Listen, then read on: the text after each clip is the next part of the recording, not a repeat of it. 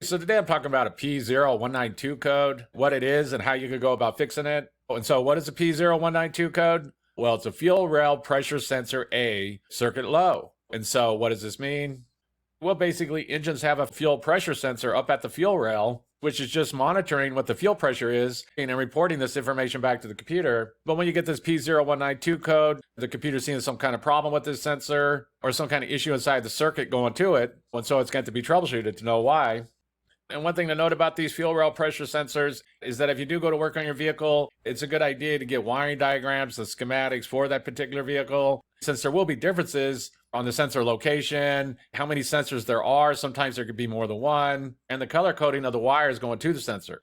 So it's always a good idea to get a wiring diagram or schematic for that particular vehicle.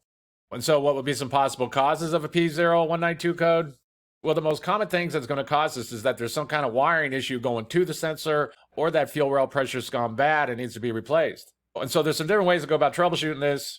One method is to get a multimeter and test all the wiring going to the sensor. And if that tests good, then go ahead and replace the sensor. You can't test that fuel rail pressure sensor with the multimeter. You can use ohms on a multimeter to test the fuel rail pressure sensor if you could get what the rated values are supposed to be, because each one of these fuel rail pressure sensors are going to have a different rated resistance values. And so you need to get what those rated resistance values are to know if the sensor is good.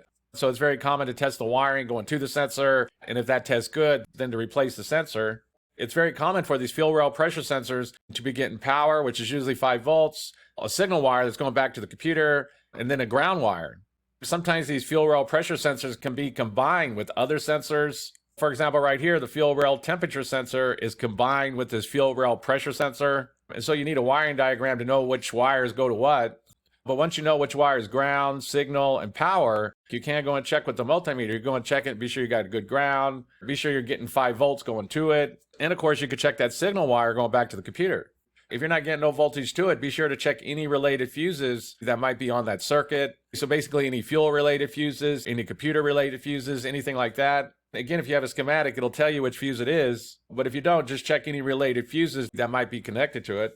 But basically, the most common thing that's going to cause a P0192 code is going to be some kind of issue going on with the wiring going to the sensor, or the sensor's gone bad and needs to be replaced.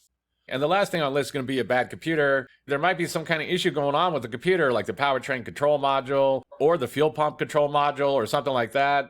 Although this isn't too common, usually when you get a P0192 code, it's going to be something else. But it is possible that something's gone wrong with one of the computers. It does happen sometimes. If you do think you have a bad computer, be sure that the battery's good. Be sure all the terminals look like they're connected good. There's no corrosion going on. You can even check what the alternator output is and be sure that's correct. Because all these computers, they need a good stable power supply and a good ground, or else that can cause issues. It could throw them off and cause them to do strange things. Because like I said, it is fairly rare for there to be some kind of computer issue, but it does happen sometimes. So the last thing on the list is going to be a bad computer. And so that's basically it. I just wanted to give a basic overview of how you go about fixing a vehicle with the P0192 code. If you have anything to add, please comment down below. If you have any questions, ask me and I'll try to answer them. If this video helps you, please click like, please click subscribe, and have a good day.